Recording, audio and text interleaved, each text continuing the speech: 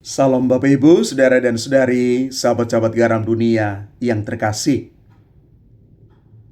Inspirasi permenungan kita hari ini diambil dari Injil Lukas bab 4 ayat 14 sampai dengan 22a. Dalam kuasa roh kembalilah Yesus ke Galilea, dan tersiarlah kabar tentang Dia di seluruh daerah itu. Sementara itu ia mengajar di rumah-rumah ibadat di situ dan semua orang memuji Dia. Ia datang ke Nazaret, tempat ia dibesarkan, dan menurut kebiasaannya pada hari Sabat, ia masuk ke rumah ibadat, lalu berdiri hendak membaca dari Alkitab.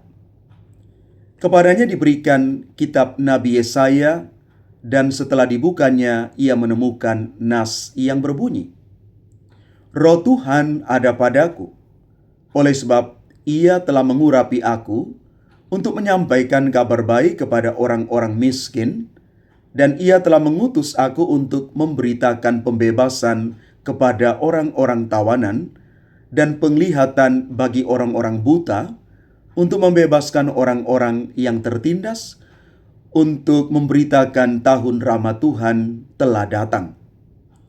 Kemudian ia menutup kitab itu, memberikannya kembali kepada petugas, lalu duduk, dan mata semua orang di rumah ibadat itu tertuju kepadanya. Lalu ia memulai mengajar mereka, katanya, "Pada hari ini, genaplah nas ini sewaktu kamu mendengarnya."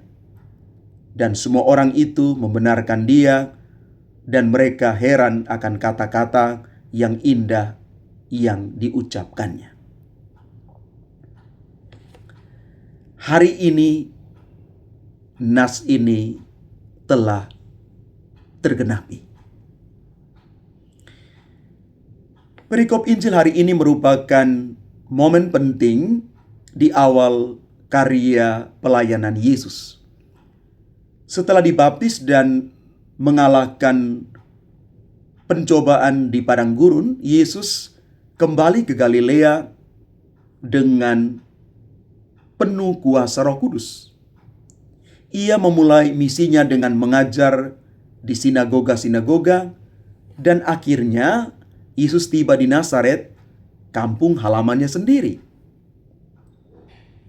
Di sinagoga Nazaret, Yesus membaca dari kitab Nabi Yesaya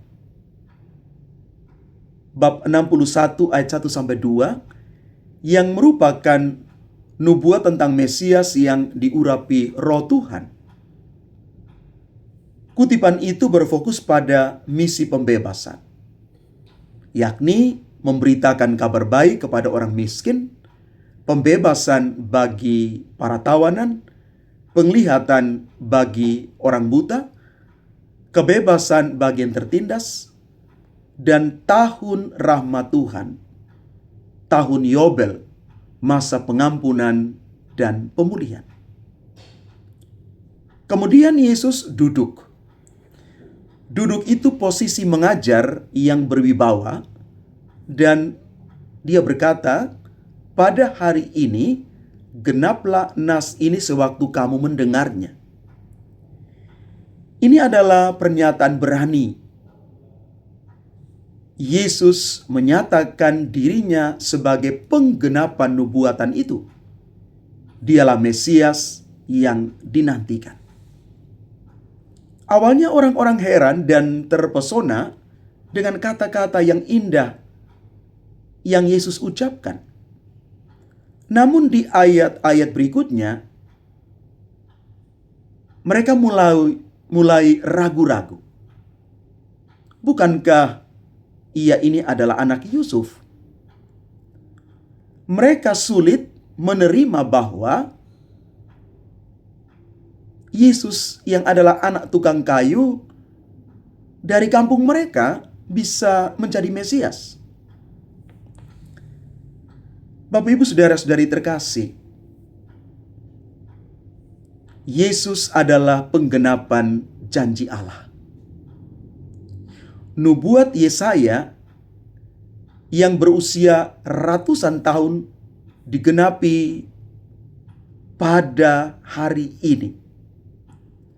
Ini mengingatkan kita bahwa firman Tuhan itu selalu terbukti benar.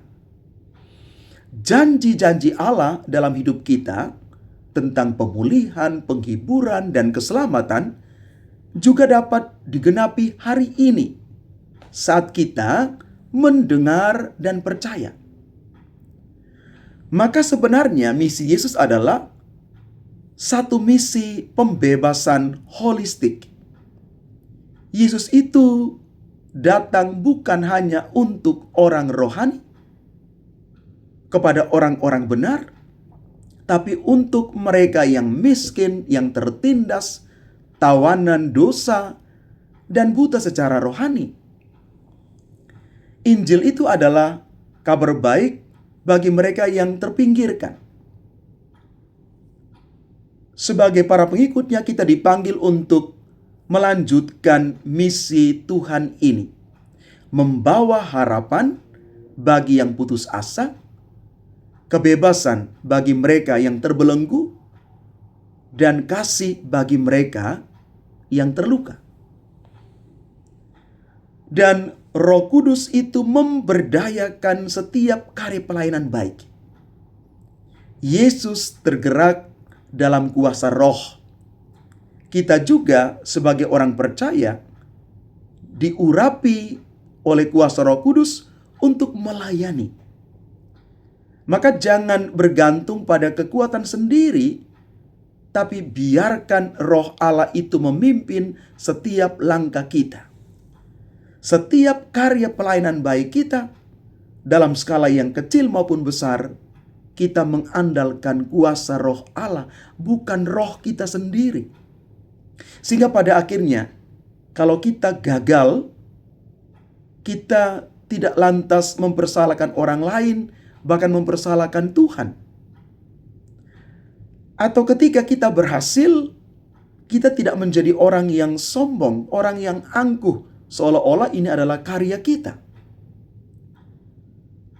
Roh Kuduslah yang memampukan kita melakukan setiap karya pelayanan itu.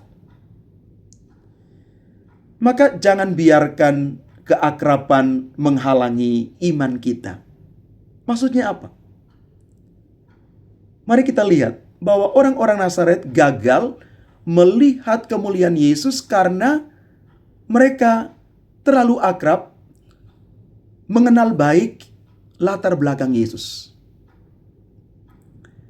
Maka kadang kita juga demikian. Mengenal Tuhan secara rutin, tetapi kita tidak lagi takjub atau percaya pada kuasa-Nya dalam hidup kita.